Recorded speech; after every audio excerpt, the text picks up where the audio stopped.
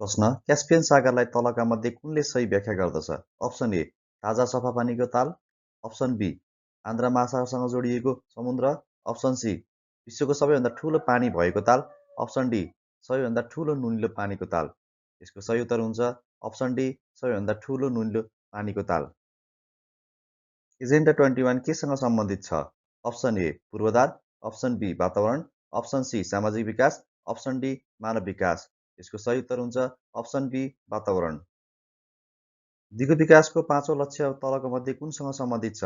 Option A भुखमरीको अन्त्य, option be स्वच्छ खानेपानी र सरसफाइ, अप्सन सी गुणस्तरीय शिक्षा, अप्सन डी लैङ्गिक समानता।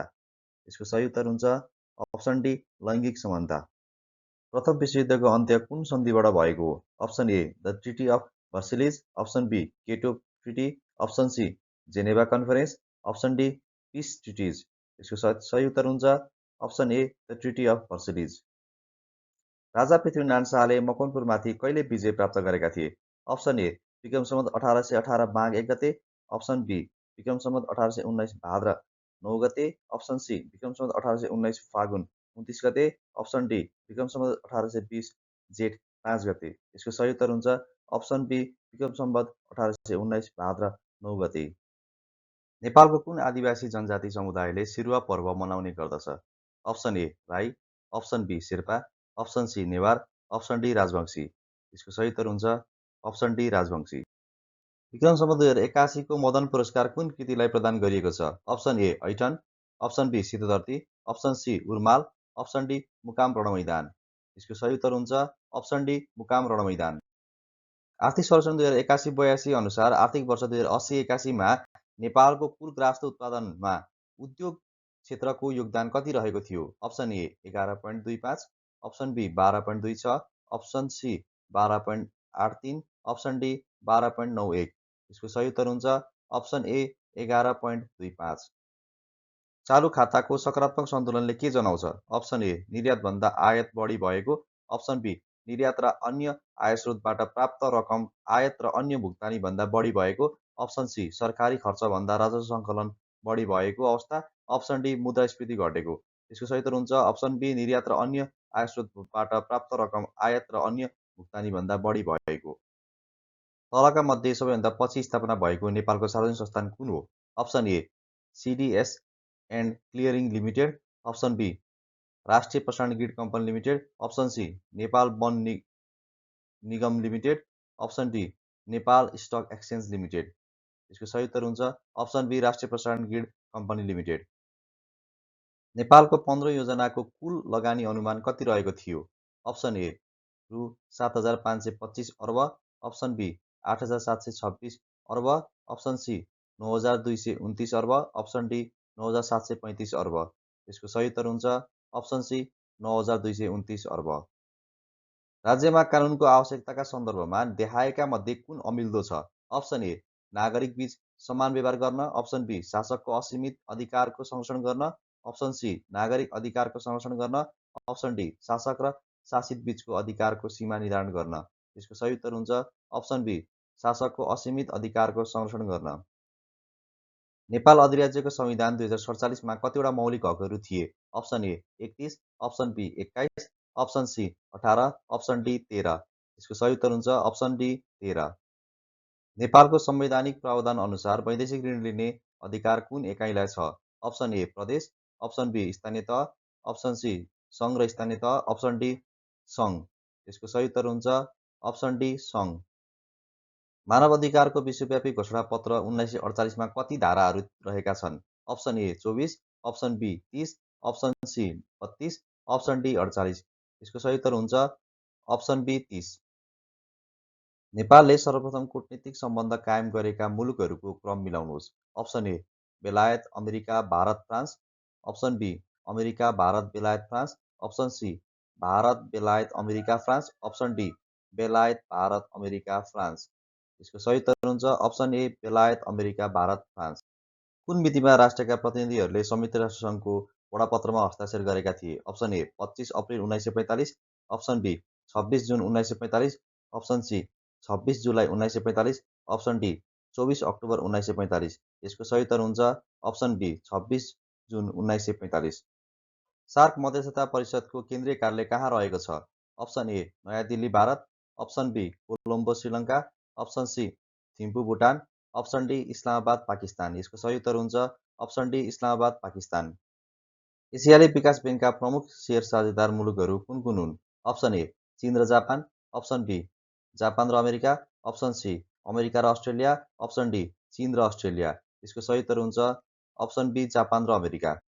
निम्नमध्ये कुन राष्ट्र आसियानको संस्थापक सदस्य होइन? Option A Thailand, option B Indonesia, option C Cambodia, option D Malaysia. यसको सही उत्तर हुन्छ अप्सन सी कम्बोडिया। एक अश्व शक्ति बराबर कति वाट हुन्छ? Option A 737, option B 746, option C 756, option D 766। यसको सही उत्तर हुन्छ अप्सन बी 746। टेलिफोनको आविष्कार कसले गरेका हुन्? Option A Alexander Graham Bell, option B Isaac Ray, option C Marconi, option D Thomas Alva Edison. यसको सही उत्तर हुन्छ Alexander Graham Bell. Vitamin A को कमीले लाग्ने रोग तलका मध्ये कुन हो? Option A scurvy, option B कमजोर दृष्टि र अन्धता, अप्सन सी रक्त अल्पता, अप्सन डी गाँड। यसको सही उत्तर हुन्छ अप्सन बी कमजोर दृष्टि र अन्धता।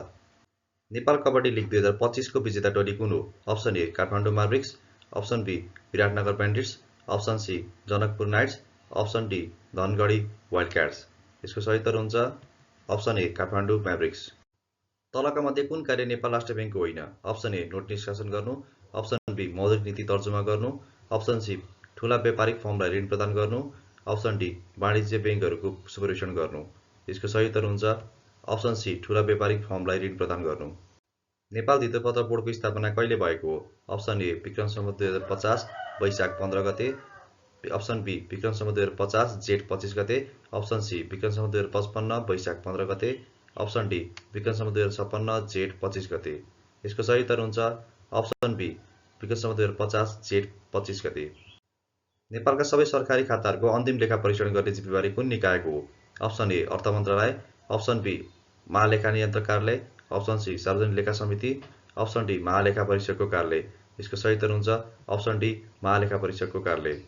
सार्वजनिक संस्थानका कर्मचारीहरूको छनौट लोकसेवा आयोगबाट गर्ने व्यवस्था नेपालको संविधानको कुन धारामा उल्लेख छ?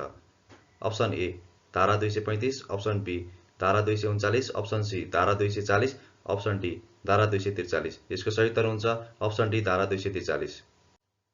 व्यवस्थापन करार अन्तर्गत सञ्चालनमा रहेको संस्थान तलका मध्ये कुन हो? अप्सन ए हेटौडा कपडा उद्योग, अप्सन बी कृषि औजार कारखाना limited, option C Nepal drilling company, option D Nepal यातायात संस्थान। सही उत्तर हुन्छ अप्सन ए हेटौडा कपडा उद्योग। नेपालको अर्थतन्त्रमा सार्वजनिक संस्थानको भूमिका देखाएका मध्ये कुन होइन? अप्सन ए आर्थिक तथा पूर्वाधार विकास, अप्सन बी आधारभूत सेवा र बजार नियमन, अप्सन सी प्रविधिको विकास र नवप्रवर्धन, अप्सन डी सामाजिक विकास र सङ्कट व्यवस्थापन। यसको सही उत्तर हुन्छ अप्सन सी प्रविधिको विकास र नवप्रवर्धन। तल दिएका मध्ये संस्थागत सामाजिक उत्तरदायित्वको क्षेत्र कुन होइन? अप्सन ए वातावरण संरक्षण, अप्सन बी सामुदायिक विकास, अप्सन सी शिक्षामा योगदान, अप्सन डी करछली। यसको सही उत्तर हुन्छ अप्सन डी करछली। नेपालमा औद्योगिक क्षेत्र अन्तर्गत कतिवटा सार्वजनिक संस्थानहरू रहेका छन्? Option A 8, option B 9, option C 10, option D 11। यसको सही उत्तर हुन्छ अप्सन सी 10। नेपाल पूर्वाधार निर्माण कम्पनी लिमिटेडलाई सार्वजनिक संस्थानको वर्गीकरणमा कुन क्षेत्र अन्तर्गत समावेश गरिएको छ? अप्सन ए औद्योगिक, अप्सन बी सामाजिक, अप्सन सी सेवा, अप्सन डी जनोपयोगी। यसको सही उत्तर हुन्छ अप्सन सी सेवा।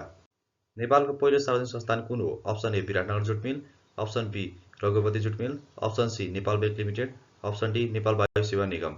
यसको सही उत्तर हुन्छ option C Nepal bank limited. तल दिएका मध्ये वित्तीय शासन प्रणालीको फाइदा कुन होइन? अप्सन ए पारदर्शिता बढ्नु, अप्सन बी सेवा प्रवाह छिटो हुनु, अप्सन सी नागरिकको सहभागिता कम हुनु, अप्सन डी सेवा प्रवाहको खर्च कम हुनु। यसको सही उत्तर हुन्छ अप्सन सी नागरिकको सहभागिता कम हुनु। सार्वजनिक बडापत्रबाट तलका मध्ये के फाइदा हुन्छ? अप्सन ए सेवाग्राहीलाई सेवा कहाँबाट लिने भन्ने जानकारी प्राप्त हुन्छ, अप्सन बी कर्मचारी बीच दोहोरो सञ्चार कायम गर्न मद्दत पुर्याउँछ, अप्सन सी सेवाग्राहीलाई आर्थिक सुविधा लिन मद्दत पुर्याउँछ, अप्सन डी सङ्गठन र कर्मचारी बीचको सम्बन्ध सुमधुर बन्न जान्छ। यसको सही उत्तर हुन्छ अप्सन ए सेवाग्राहीलाई सेवा कहाँबाट लिने भन्ने जानकारी प्राप्त हुन्छ। कार्यालय कार्यविधि किन आवश्यक हुन्छ? अप्सन ए काममा एकरूपता, दक्षता र जवाबदेहिता सुनिश्चित गर्न, अप्सन बी कार्यालयको कामलाई प्रक्रियामुखी बनाउन, अप्सन सी केवल कानुन पालना गर्नका लागि, अप्सन डी समूह कार्य टार्न। यसको सही उत्तर हुन्छ अप्सन ए काममा एकरूपता, दक्षता, जवाफदेहिता सुनिश्चित गर्न।